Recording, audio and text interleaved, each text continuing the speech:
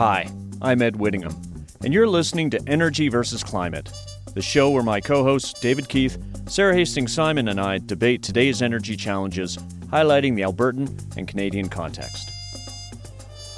If this is your first time joining us, Energy versus Climate is a live webinar and podcast that drops every other week.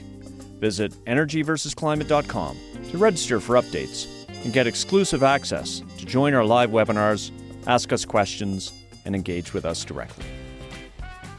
On today's show, in the past year, the number of companies committing to net zero greenhouse gas emissions by 2050 has exploded, with the 50 largest companies by value accounting for 28% of global GDP. Corporate action is critically important if we are to avoid dangerous climate change. But what does a net zero commitment for a company mean in practice? What distinguishes the good from greenwashing? What are the risks and opportunities for a company making a net zero commitment in the first place? To help us answer those questions, we're joined by Dr. Gabrielle Walker. Gabrielle is the founder and director of Valence Solutions and an expert strategist who works on climate solutions in the sectors that are hardest to decarbonize.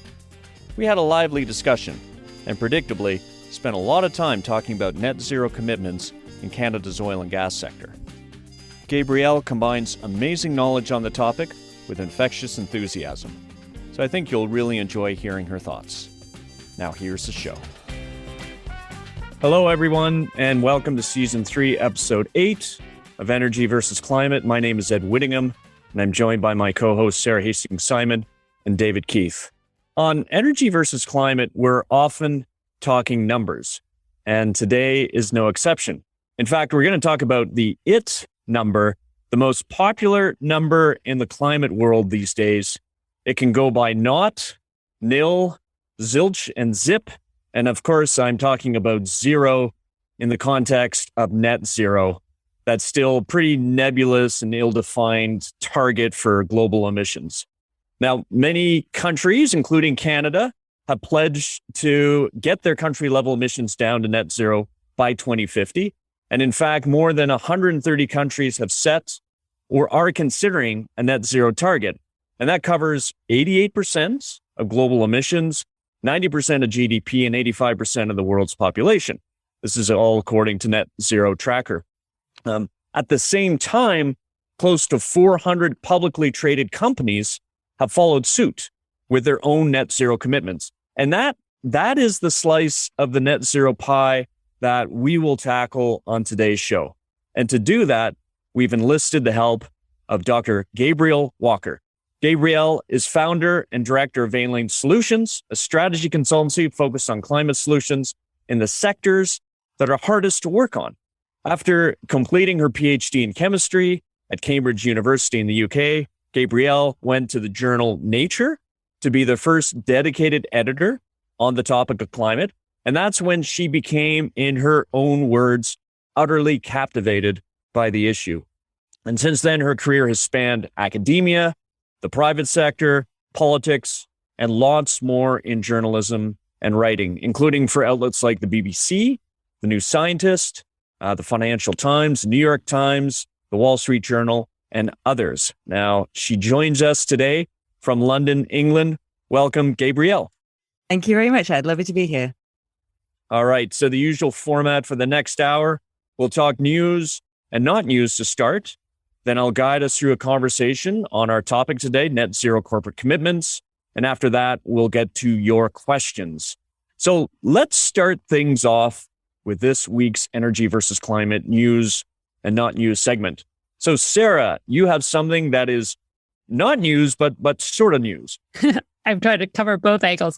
I just thought this was a fun story this week from Canary Media on some of the offshore wind and sea transport electrification things that are going on. In particular, the one that was not news, but I thought was fun, was the idea that there are going to be these offshore wind repair ships that will plug directly into the wind turbine. It reminds me of this Lego set that I have where the card plugs directly into the little wind turbine.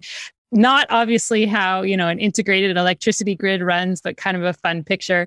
The part of it that to me seemed more like news, though, was the development of these offshore buoys that ships could connect to as they're waiting, just offshore to electrify their operation. So you might have a cargo ship that's, gone across the ocean, and then it's spending time idling in port. It's burning diesel fuel during that time.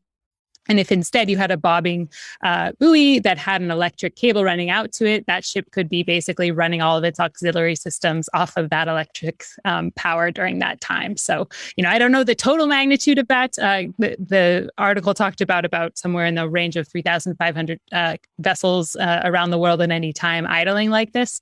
But I thought it was just another interesting example of, ways that you can do electrification kind of around the edges. But as we think about, again, in the context of getting to that net zero, we've got to hit all those edges.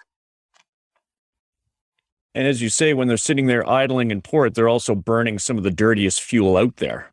Well, in some ports. So my colleague Jim Corbett has been part of the working with the IMO. I mean, gradually that's been rated down in some places. So some, like Wärtsilä, will now sell you engine systems that switch between bunker fuels and natural gas, where you run with CNG just when you're inside the 12-mile economic zone or some other zone where air pollution is particularly severe. So for air pollution alone, there are already some places where you cannot be running with bunker. Interesting. Cool. Well, I've got batches of news after a heady couple of weeks of clean steel announcements. So I'd like to talk about steel. And first piece is the BMW Group, that uber cool car manufacturer, has committed to increasing the use of low carbon steel in its European plants. So that's one. Yesterday, a boring old White House announcement about new climate actions to across a range of things also included actions to incent low carbon production of steel in the United States. And of note, they also announced the first ever Buy Clean task force, which is a task force that will lead to decisions to use the U.S. federal government's massive purchasing power to support low carbon materials and production like low carbon steel. And then I guess most notably, number three, in the last 10 days, major EU steel manufacturers have really gone all in on zero carbon steel and setting targets. Gets to the topic du jour of 2030 and 2033. And why is this news? Well, we discussed last season with Thomas Coq-Blanc of RMI, the steel is one of those sectors that's kind of gotten a free pass compared to oil and gas and electricity and the emissions reductions that they've been forced to accept through regulation. So for steel to do anything serious, we need the auto OEMs to ask for it, like BMW. We need government buy clean policies, like what that task force will lead to. And frankly, we need those enlightened EU-based companies to lead the charge, and they've done that. Jared, I'm going to jump in to say if it's news, if it's recent, and not news if it's not, then shout out to Volvo and Mercedes, who've been doing that even before BMW came along. I think this is a massive trend in the car industry, and where those guys go, surely the others are going to follow. It's really cool. I've got a shout out on your second one, that White House announcement, as a shout out to my class and to some amazing female leaders. So just last week, I had Jane Flagle from the White House, who I believe is really the person most centrally behind that, and Rebecca Dell, both joining my class, an amazing class at the Kennedy School of mid-career students and some older and younger people, a lot of big climate experience, where the students kind of self-define the class. It's just been really a ride. But Rebecca and Jane together were one of the best climate talks I've heard in years, because they know each other really well. They have a really good rapport, but they both work in the same area of industrial decarbonization, but they're kind of on opposite sides. And it says that Jane's in the belly of the beast in the White House. And she hinted at this announcement. But Rebecca's job is to push, if you like, Jane to do more. And so they had a really fun back and forth, and we got some sense of where this was going, which was great to see. That's awesome. And knowing Rebecca a bit, she knows how to push. And in fact, as a little preview, she has agreed to be on a future show of Energy versus Climate. I'm sure we'll talk about industrial decarbonization. Date TBD. Watch this Bat channel. Yeah. And I just hats off to leaders like Jane Flagle for getting these cool things done in the White House. Yeah. Here, here. And I think that news, Ed, to me, the third piece is really big news, right? Because it's just another reminder of how fast these things can go, right? You had the steel industry really saying sort of for a while, oh, it's going to be so hard. Not that it's not hard, but, we're not going to be able to decarbonize. We can't do it. And then you had the successful pilots and the pressure from governments. And all of a sudden we're talking about, the majority of them in 8 years swapping out their coal furnaces. So, that's pretty fast in the span of anything that, big equipment that lasts for a long time that you build. So I think that's just, it's big. Yeah. And thank you, Sarah, for flagging that tweet yesterday, which caused me to go back and look at those announcements. And previously, like some of them had set phase out targets by 2045. And then you got Germany's third largest steelmaker, Salzgitter, excuse me, German speakers, my poor pronunciation, but is phasing out all 3 of those blast furnaces by 2033. So cool. And it just really seems we're in this moment of now high action and momentum, which does get us to our topic that we're going to unpack with Gabrielle. So Gabrielle, can you help to set the stage for us, or set the table, to mix metaphors? Define for us net zero. And what is a corporate net zero commitment? Okay, well, I'm gonna do that politician thing. I'm not answering the question first, but just making a comment on what you just said before I go into the question. You're permitted. It's a brilliant segue. So why is the steel industry acting now so fast? And the same for the cement industry, and the same for the chemicals, and the same for many of the other heavy industry players. And I think that, a few years ago, I was talking to all of these guys and they were saying, the general attitude was, I don't think people have noticed yet. We can keep our head down. But they haven't noticed that, cement is 8% of global emissions, steel's another 7%, and hopefully we're getting away with it. And that wasn't quite what they were saying, but it was between the lines. And then along come these net zero commitments. And maybe 2.5 years ago, just before the COVID hit, I was facilitating an event with a bunch of senior execs from a very heavy emitting industry, trying to figure out what their climate policy should be. And I said, how about having it as your North Star that you should set net zero by 2050? And they stared at me like I was a crazed hippie. And really, you just use the analogy, let's set the table. Well, right now, 2.5 years later, if you don't have a net zero target, you're not at the table. And if you're not at the table, my friends, you're on the menu. So that's why we've been seeing this massive change from, and I think, we're then seeing it's almost like the people within the companies who wanted to do this are now getting the air cover. So that's a sort of answer to the question you didn't ask, which is why does net zero matter and what impact is it already having, which comes straight on from your news and not news. However, to answer your actual question, what is a net zero target? And what was the second bit? So what is a net, and well, let's just start. What is a net zero commitment? And then we'll get to examples. Yeah. So I think what's interesting about it is the 2 words of the net and the zero. You already talked about how zero was the big number we're going to look at here. And basically we know we're filling up the atmosphere with CO2 in the same way that filling up a bathtub with water means that the level goes higher and higher, right?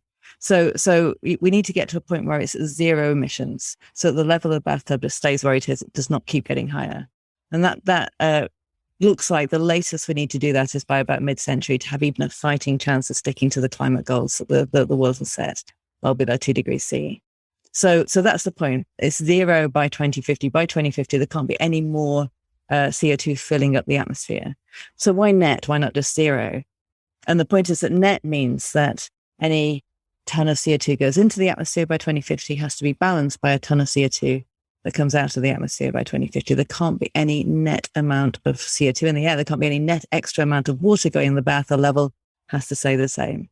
And that's what we mean by net zero. So a net zero target is for any company, any individual, any organization, any country to say, okay, we're setting a target that the emissions that we're responsible for will go to zero, net zero, by 2050. And if you want, you can ask me why it has to be net zero and not real zero. But since that wasn't your question, I'll wait patiently for the next one. Well, yeah, so let's get to net. But to use your bathtub analogy, what you're saying is a certain amount of water in the bath is fine. But if it spills over the edge of the tub, you wreck your house. So to get to that net zero, that equilibrium, you got to slow down the flow of new water into the tub until it gets zero. But that's to your net question. Still, a slow trickle will cause the tub to overflow. So we got to somehow drain some of the water out of the tub. Is that what you're getting to? Kinda, with a couple of tweaks. Tweak one is a bath full of water is not fine. It's really not fine. We're saying that we need to try and keep the world well below 2 degrees C, but we're already getting the fires, the floods, the storms, the droughts, the climate catastrophes, and we haven't even got to 1.5 degrees yet. So a full bathtub is not okay. But that's the limit that we set. We need to keep it to that or as low as possible below it. Okay, so that's tweak one. Okay. Tweak two is a bath is a good analogy, because if we get to the net point, a bath has two ways of filling it up. We've got a tap, you can put the water in, and you've got a plug where you can take the water out. And so the reason that we say net for net zero is if there's still any water coming out of the tap, and you get to the level that you set as your maximum, you need to have water going down the plug so it actually stays the same.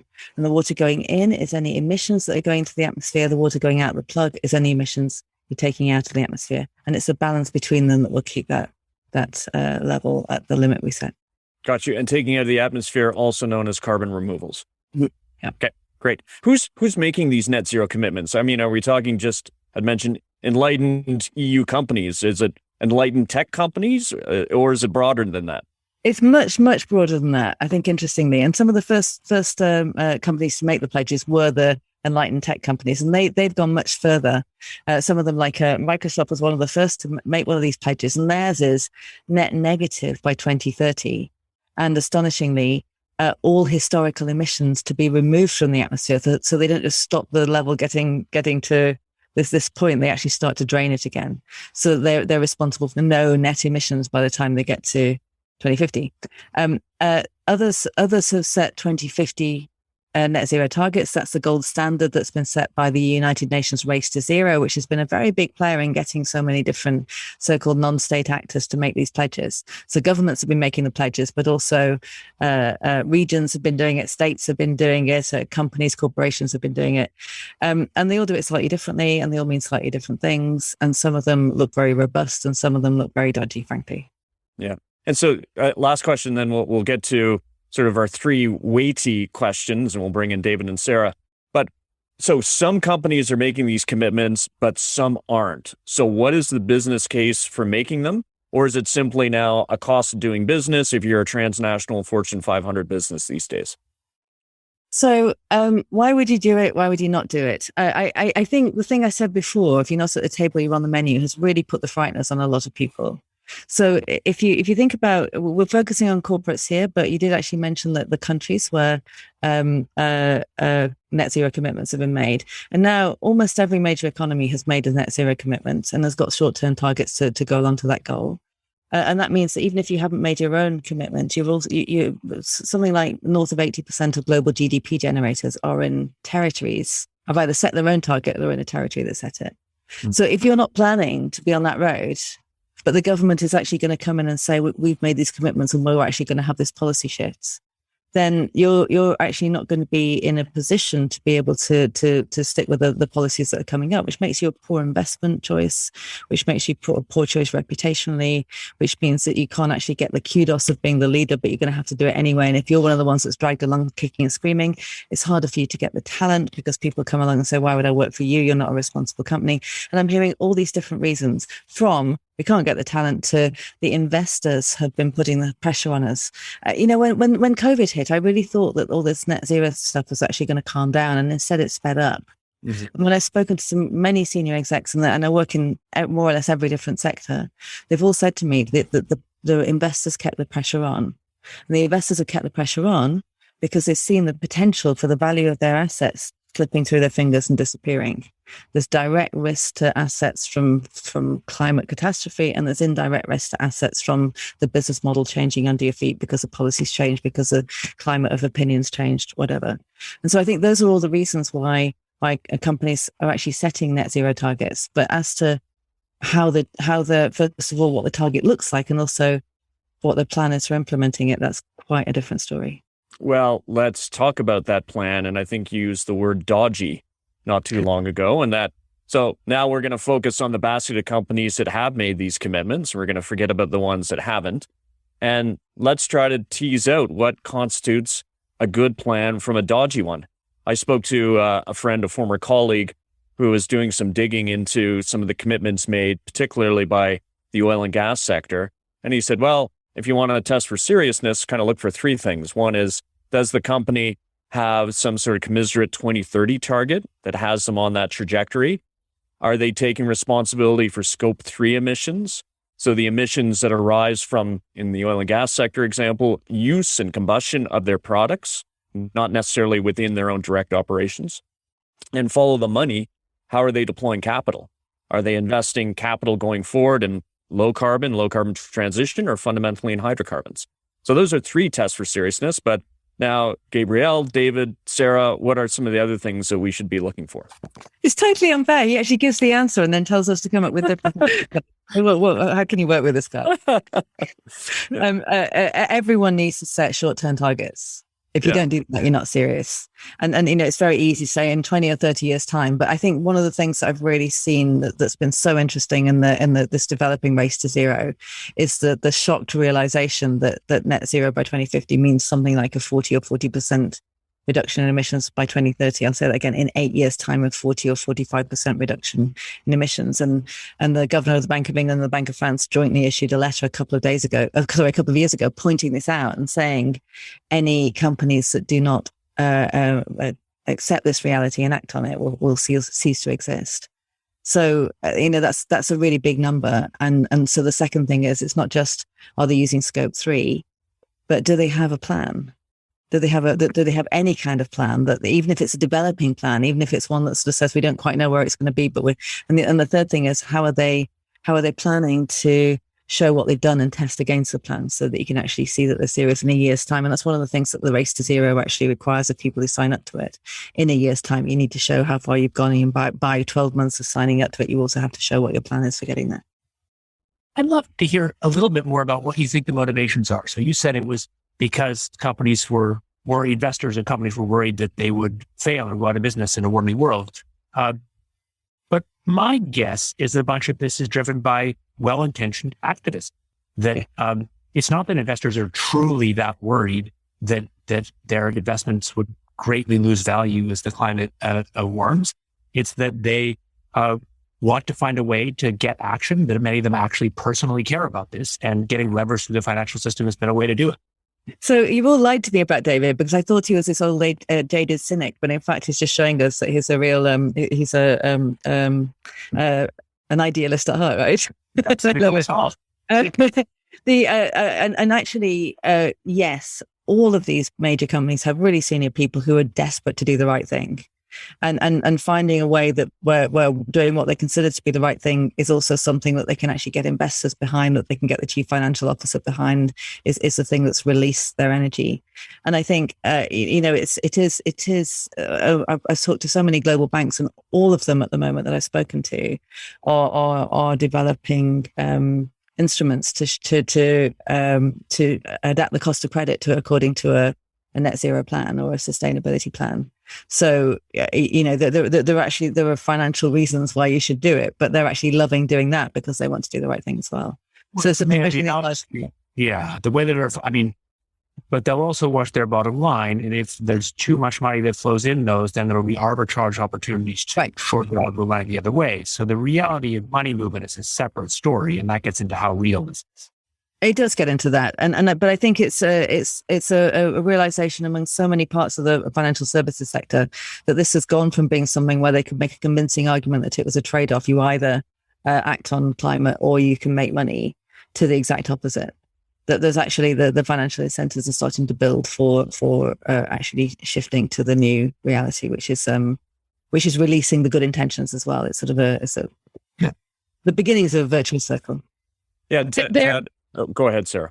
I was just going to say, there are a few other things that I would look for. And I think they're versions of what we talked about, or things I would layer on top maybe, right? So one, with that follow the money, I think for me, not only is it where are they deploying capital, but how is the executive compensation structured, right? And so if you do not have real serious targets for your executives that are tied to emissions reductions, then, I think your plan is questionable at best, right? Because people are, on the one hand, some of them are, going to be motivated by this. But I mean, ultimately, at the end of the day, the way that companies direct money, both in their capital, but also in compensation of their executives, says something about what their real plans are. So, having compensation plans that tie emissions performance to, bonus pay and things like that, I think are really important.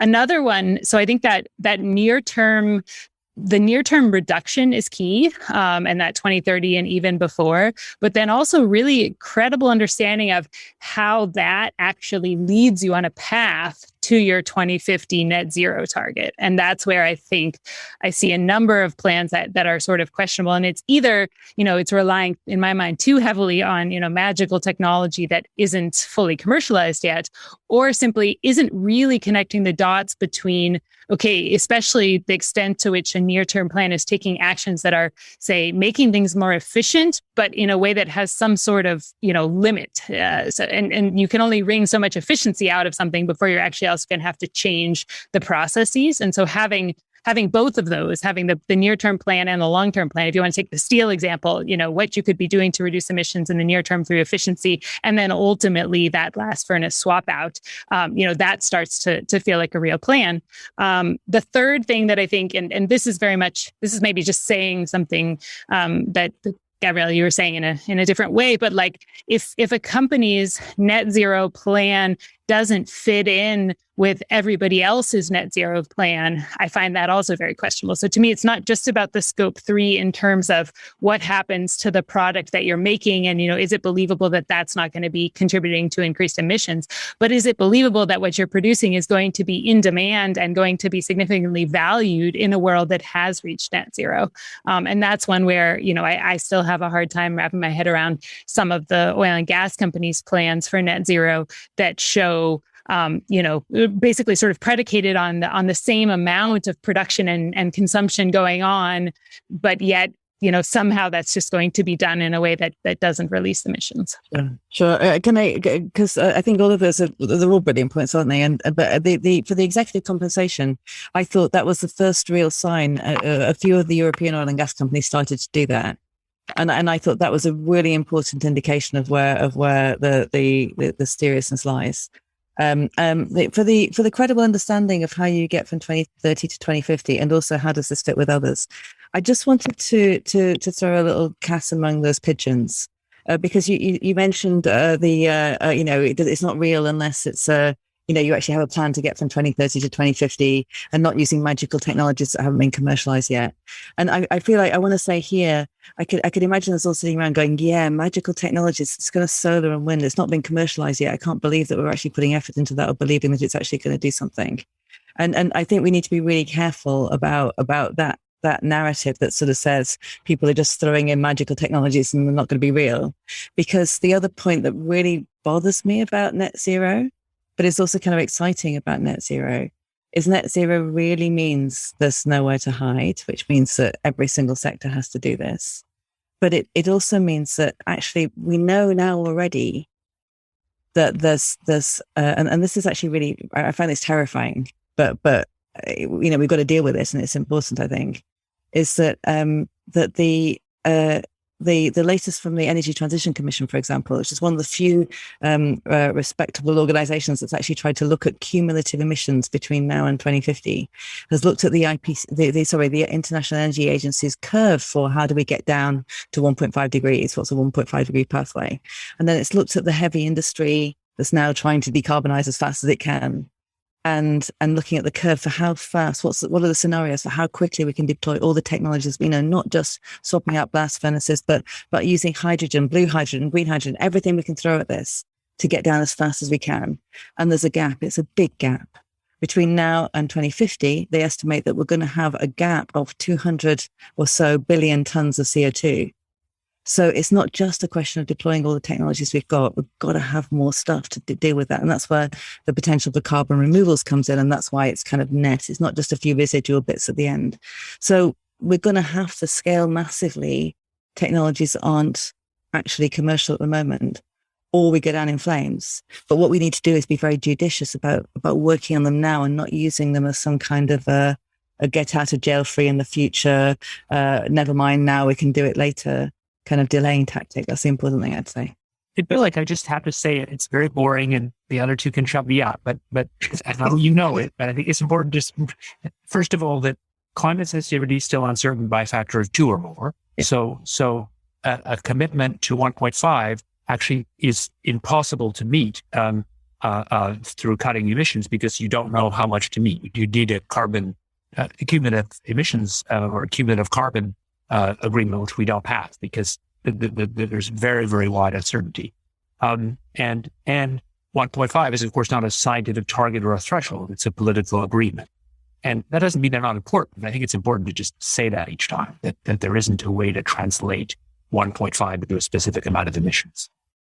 Yeah, no, that's fair. And it's also fair to, I think, Gabrielle, what you were saying about it's not, I was probably too glib in saying it's not just relying on magical technologies that it hasn't been invented yet, but not relying on them in a way of, we will just, something will come up. We don't need to solve that now. We don't need to have a plan for how we're going to have that plan, but somehow those technologies are going to materialize. So yeah, completely agree that we are going to need new things, but if we are going to have them by 2050 and they are going to be commercialized by 2050, then we need to be working on them now. And so if your plan involves them, you better have a plan for how you're working on them. And I'm going to direct the conversation to the Canadian context is with the oil and gas sector accounting for 25% of Canada's emissions, you better have a plan for oil and gas. And two things going back, one on executive compensation, maybe I told this story before, you can have unintended consequences. Shell had executive compensation tied to carbon intensity across its fleet, which was a material factor in it divesting of its Canadian assets, its oil sands assets. And a bunch of people said, well, we'd actually rather have Shell operating those assets than the company that came along and bought those assets. But that was tied to compensation. The second one, in talking about 2030, so let's make it real with the oil and gas sector.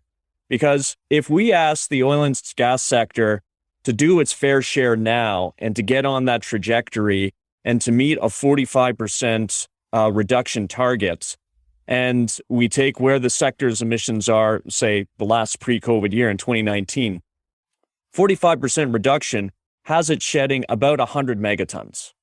That is a huge amount. And oh, by the way, we're sitting here February 16th, 2022. We've got 8 years, a little less than 8 years left on the clock. And we, as far as I can tell, don't have clear technology pathways to get to that level of emissions reductions within the oil and gas sector for it to do its fair share that, say, we're asking other sectors to do. So in a case like this on net zero, are we saying we're going to give the oil and gas sector a bit more time to develop those technologies so it can catch up? Or do we just call a spade and say, oil and gas sector, maybe 30%, but we're just going to hit all those other sectors harder to make up for that gap?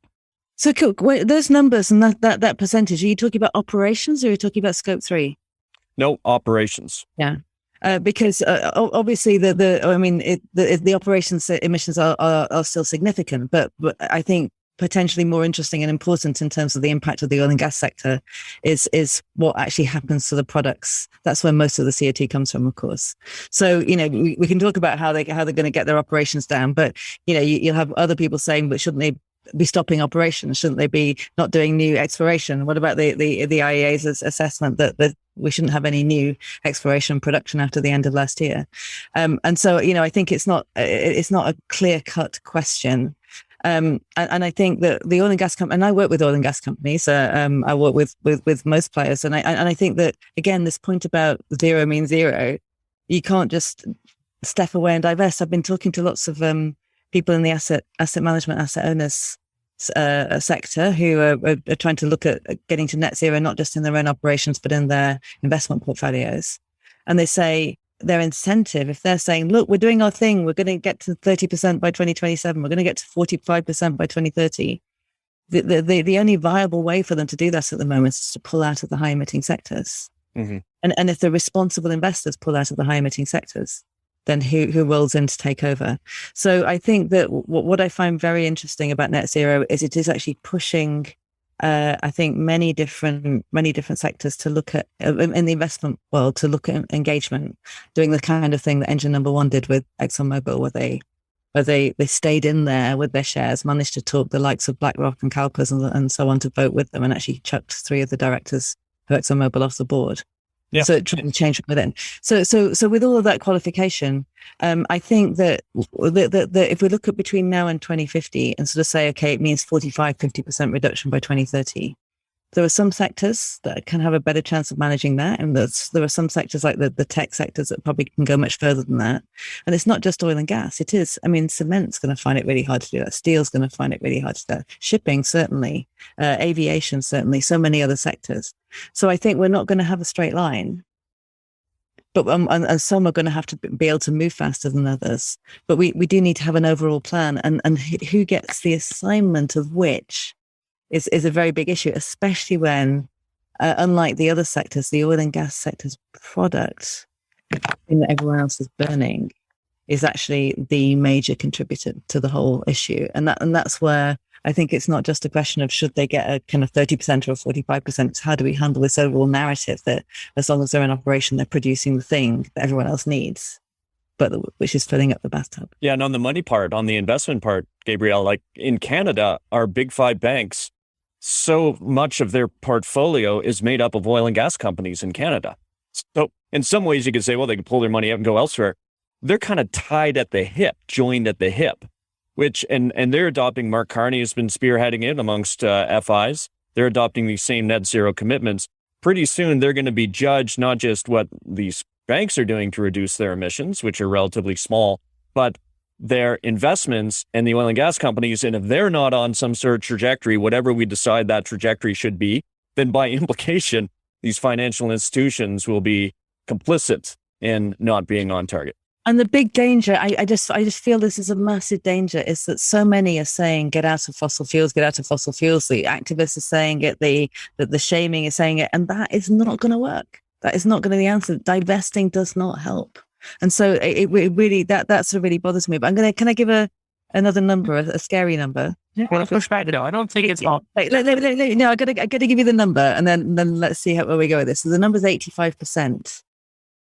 And 85% is the percentage of oil reserves that is owned by national oil companies. So not international oil companies, not companies that have shares, not companies that get lent to by banks, but companies that are owned by the governments. And so, we talk all the time about the ones that are around the edges, and they can certainly set a standard. But this is where the importance of net zero targets set by governments becomes at least as important as what's happening in the oil and gas sector, in the private sector.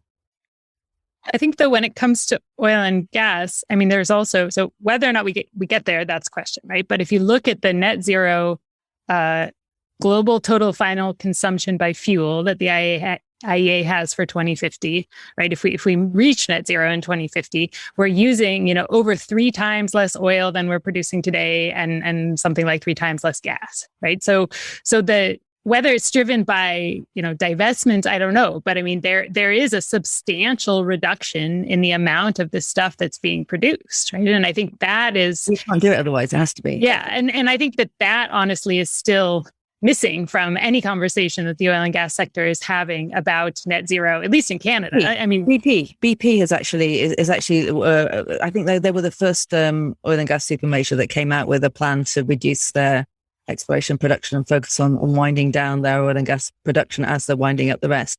But I think many of the oil and gas companies are also looking into how they can switch not just to renewable electricity and to be an energy provider, but also to use their knowledge of transportation of stuff and the subsurface to offer the service of actually capturing CO2 and transporting it and burying it, or at least the transportation and burying part of it. And that's going to be nobody who's looked at the numbers thinks that we can decarbonize industry without having substantial amounts of that.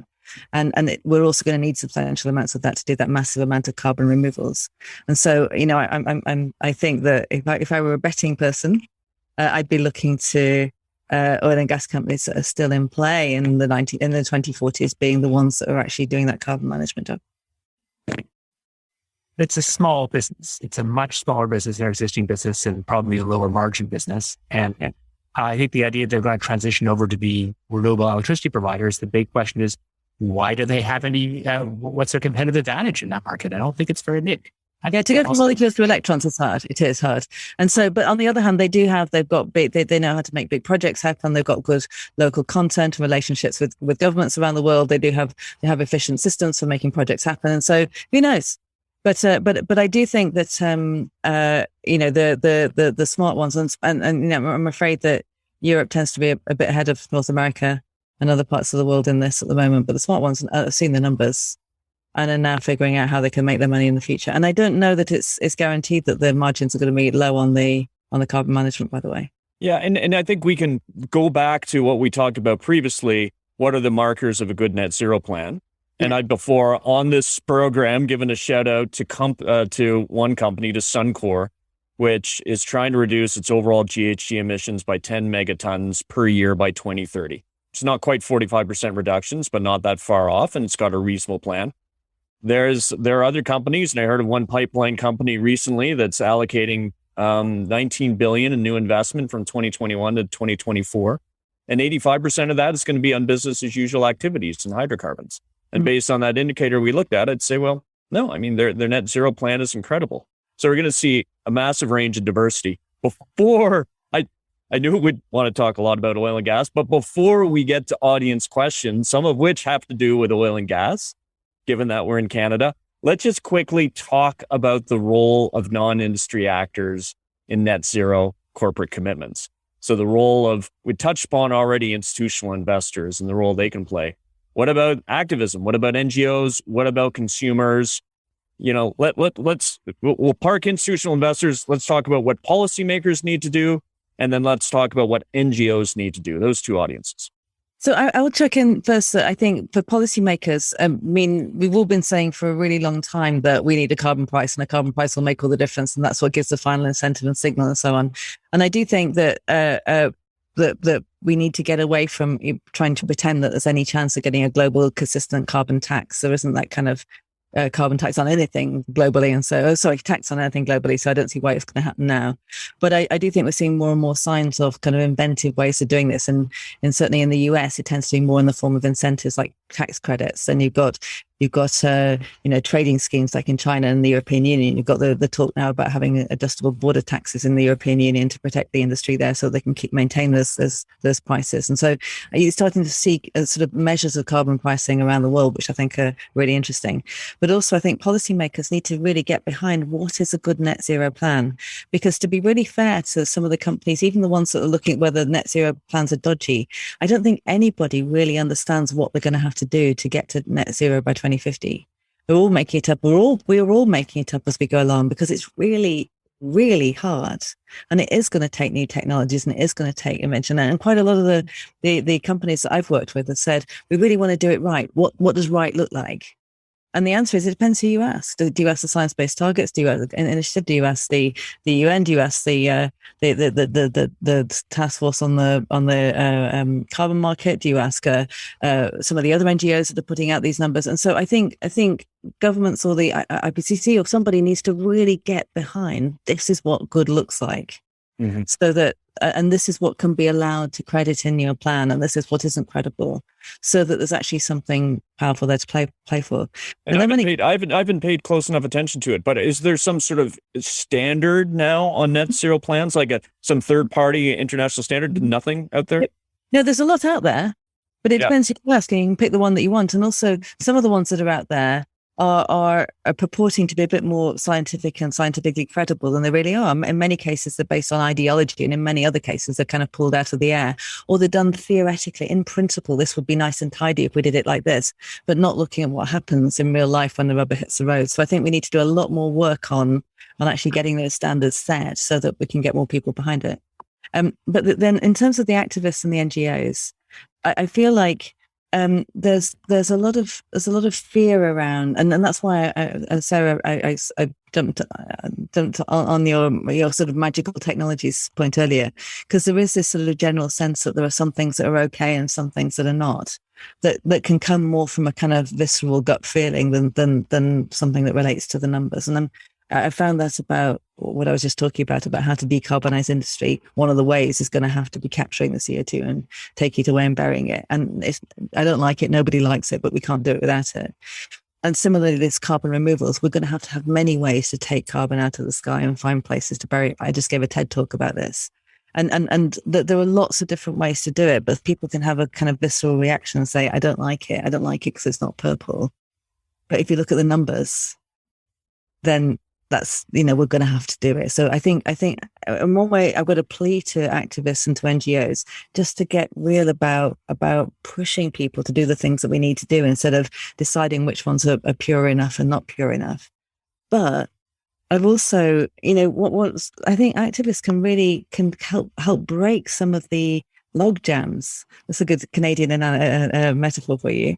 And one person who's doing this brilliantly is your very own Sephora Berman, who has got so frustrated with the way that Canada and many other countries will say, if we stop producing our hydrocarbons, someone else is going to do it because the demand is still there. And so, we're responsible actors, so we should actually have a piece of this. And every country in the world says that. And that just means that the amounts keep on going up. How do you get a kind of global agreement that says, as a world, we can't afford to do this? So she's got this brilliant idea of a non-proliferation treaty for production of oil and gas, where this could actually be like nuclear weapons, could be a treaty agreed by governments around the world about who gets apportioned how much so we can stay within a budget. And that's clever. It's inventive. It's powerful. It actually addresses that issue about, it's not just about demand, it's about supply.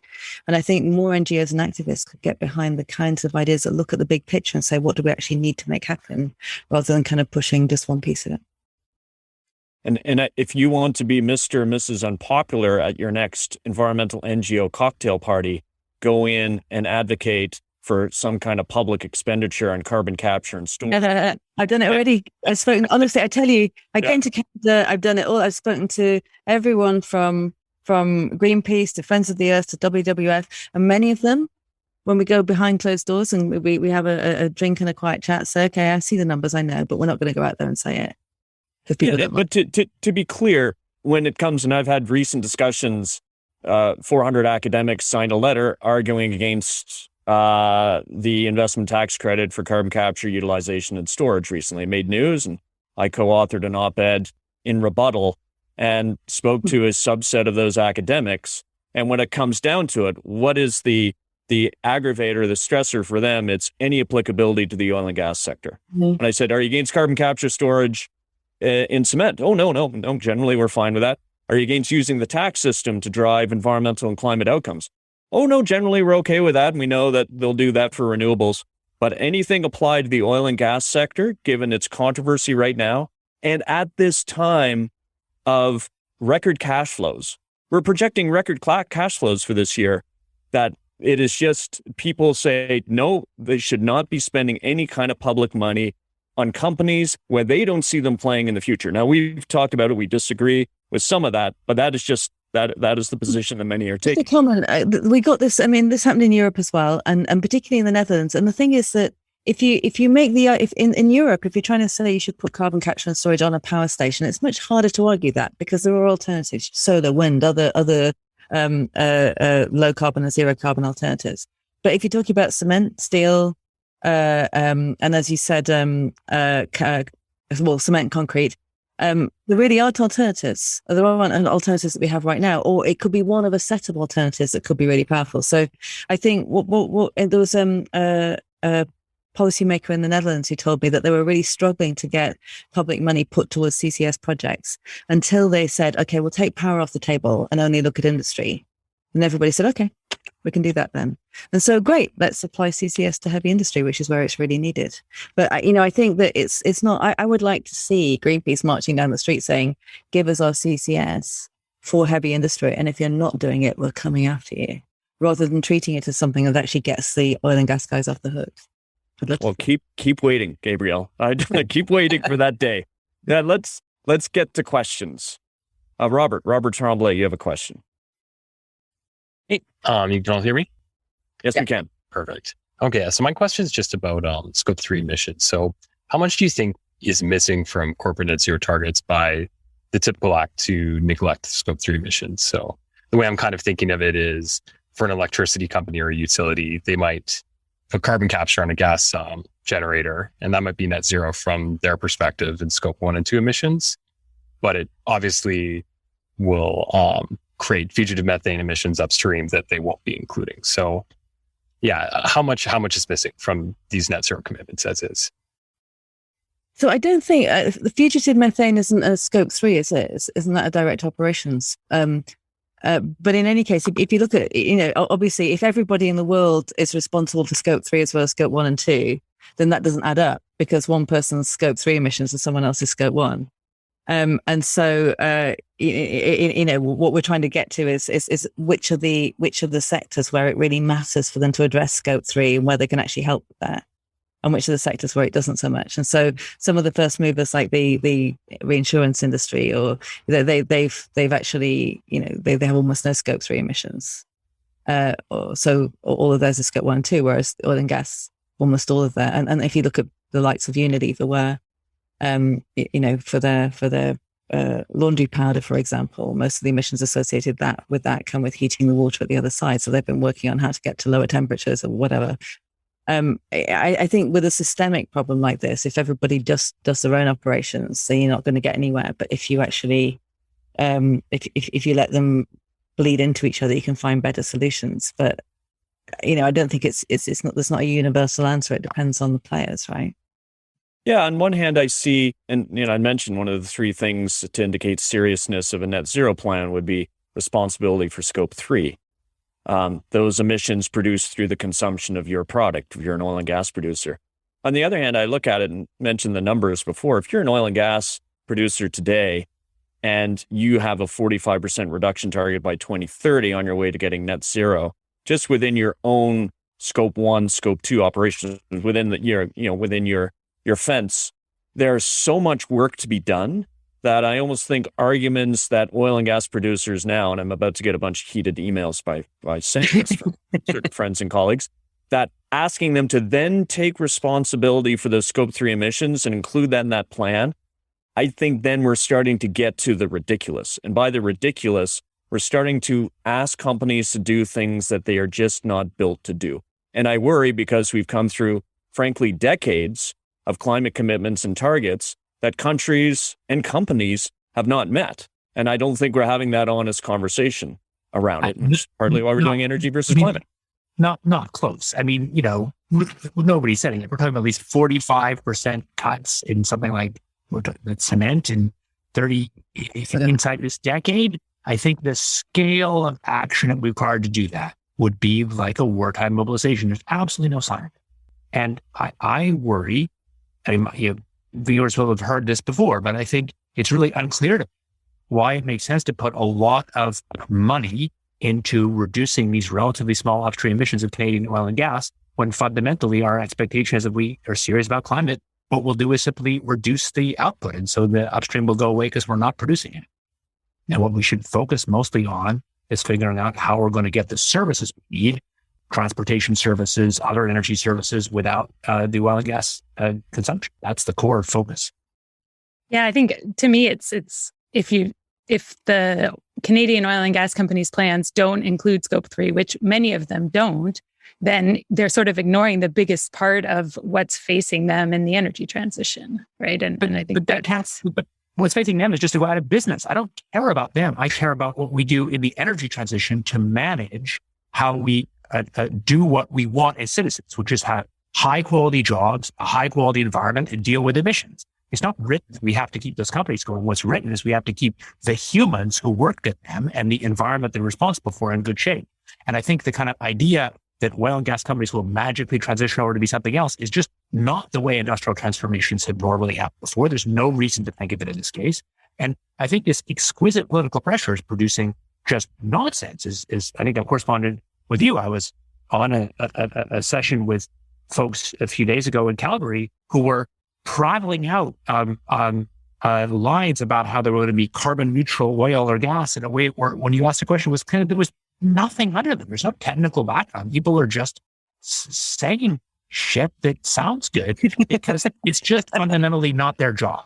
There's a lot of people. Yeah. There's a lot of people out there that are doing that, but I think I don't ascribe nefarious tendencies to most of them. I think almost nobody knows how to make net zero happen, but it's just does any net zero target have to have a credible plan for Scope 3?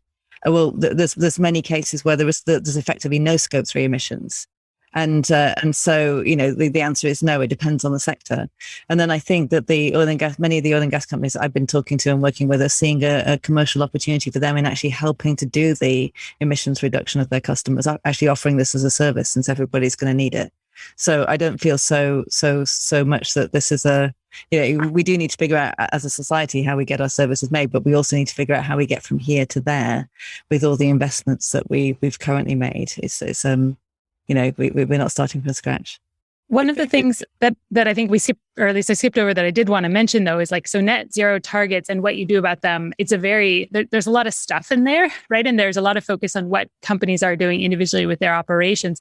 But I actually think one of the examples of net zero targets or targets driving actually real action that is most clear is the case of, virtual power purchase agreements and companies buying renewable energy. And, then your story at the beginning about companies procuring zero carbon steel. I think that's one of the, to me, the most real thing that emission reduction targets have done so far is where you can actually use not only the commitments, but really the balance sheet and the contracts that companies can enter into that then, whoever they're procuring from can turn around and use as a way to get financing to actually have capital flow into the kinds of things that we're going to need in this net zero world. So, there's sort of, to me, there's almost maybe it's 3 or 4 discussions under the net zero umbrella of sort of this target and what you're doing with your compensation. But then there's also really this tool that companies have as procurers of goods that can be wielded in a way that actually, I think, has transformed industries. I think it was really important in at least accelerating adoption of wind and solar, along with a bunch of other things. And that's the trick is you need all of that stuff. You need governments, you need everyone else to do these things. But there are some interesting examples of how those commitments really make action. That's why the Buy Clean Task Force is so exciting. And also, by the way, that's one of the ways that we got vaccines so fast. It was actually advanced purchase agreements and that procurement that actually got the money to be able to develop the vaccines. And it's a great analogy. Yeah. And I think net zero, as a frame. So we've been through Kyoto targets. We've been through the previous buzzword du jour was carbon neutrality. And now we're at net zero. But its usefulness is now just getting countries, getting companies, having them think about these serious and deep emissions cuts. Where I'll ring off this webinar still very confused is what we can realistically expect in terms of interim targets.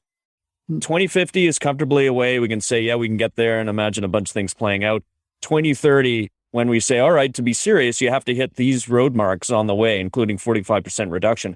I still don't see it happening. And I still don't think we're having that honest conversation in the country about it. And I think our federal government, before it went off to Glasgow, now moving the goalposts and increasing the strength of a target that Canada has. Well, we didn't even have we didn't stand a great chance of meeting our old target. And now they just upped the target. I see this politicking rather than actually following the science. And I worry it's dishonest. But I'll get repeated emails about that too. I think that shows you a higher target. Exactly. It's unethical. Yeah, it's none of it is following the science. It's all politics, but targets can be really powerful. But do you know that? So the United Nations, we partnered with them last year. My team and I. The United Nations has this group called the High Level Champions for Climate Action. And so in parallel to the political process at COP, this group actually marshals all the non-state actors. So all the states and the regions, but also all the organizations, the businesses, the finance group, the NGOs, the anyone else like that. And they've been the ones that have been organizing the race to zero and getting all this net zero commitments. And they've actually set a set of breakthrough targets for more or less every sector for 2030. In order to be serious, to be on this pathway, we need this, we need this much renewable, we need this much energy efficiency, we need this much in each of these different, and therefore there are interim targets. And I think that's going to be a really powerful way of seeing, are we on track? If we're not, what do we do about it? How do we keep the pressure on? How do we accelerate? How do we get onto an exponential pathway and an exponential mindset? And right now, you're absolutely right. There isn't a sign of this massive transformation, but you know how we're going to get it? It's just by checking against that target and saying, okay, then how do we up the ante? And that's where your activists come in as well, right? That's right. And ask me how I feel depending on the day. Exactly. But so I've done a terrible job. No, actually, I should say I haven't done a terrible job moderating the Q&A. Robert has done a terrific job of asking a question that kicked off a 10-minute discussion. Let's squeeze in one very quick, rapid response question before we ring off for today from Victor Dorian, and he's asking about border carbon adjustments. So maybe let's speculate. Will border carbon adjustments and now governments musing about them or trade blocs musing about them, will that be a good catalyst for us to get to net zero? Yes. Same. So you have a quick answer. That's a rapid response. That's a very rapid response. There really is a sense of some movement in quite a few governments where these are going to be part of trade policy. I think, yeah. And I think sorry, I was just going to say, we've been talking about it here in Europe for a really long time, but now I've never seen movement quite like this, an appetite for it. And so I think it's going to happen, and I think it's going to be effective. And I think the politics of it are a lot easier to sell, right? A tax on carbon, even trying to agree on when, that's more sort of what you're doing internally to make things more difficult, or at least it's put that way. Border carbon adjustments can very well be sold as a, protectionist measure that I think is politically maybe easier to get through too. So I think that's interesting. Yeah, I'll say it. Let's leave it at that. First off, thank you, Gabrielle Walker. Thank you so much for your time. It's later in the evening in UK time, so we appreciate you staying up, talking with us. I think we had a fantastic discussion. We're lucky to have you. Thank you. Thank you. All right. The usual reminder is this episode will be available at energyversusclimate.com. It'll be available as a pod on Apple Podcasts, Stitcher, Spotify, wherever you listen. Wherever you listen, rate us. Our next episode will be in early March. Off the top of my head, March 3rd, and we'll have Greg Nemitz, just confirmed today, actually, the University of Wisconsin, talking about his book, How Solar Got Really Cheap. So I think it'll be a fabulous conversation knowing Greg a bit.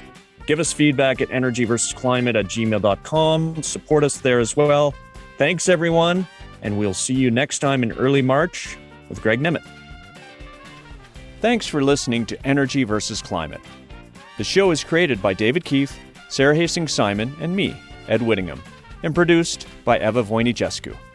Mika McFarlane, Crystal Hickey, and Christina Pearson provide support.